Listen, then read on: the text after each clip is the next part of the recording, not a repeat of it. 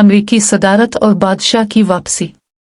कुछ लोगों ने मशवरा दिया है कि डोनाल्ड ट्रंप केस में अमेरिकी सुप्रीम कोर्ट के फैसले ने ऐवान सदर को कानून से बालातर आमिरियत बना दिया है। इस तरह के खौफ गालिब हैं। 27 जून को वाशिंगटन में सुप्रीम कोर्ट के बाहर ट्रंप मुखालिफ मुजाहिरीन।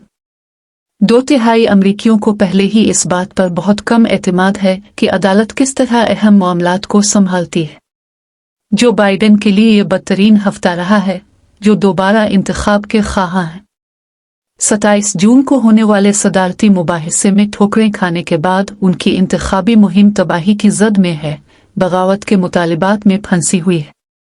1 जुलाई को सुप्रीम कोर्ट के एक तारीखी फैसले की खबर सामने आई जिसमें हरीफ डोनाल्ड ट्रंप को बतौर अमरीकी सदर सरकारी कार्रवाइयों के लिए फौजदारी मुकदमे से वसी इस्तिस्ना दिया गया।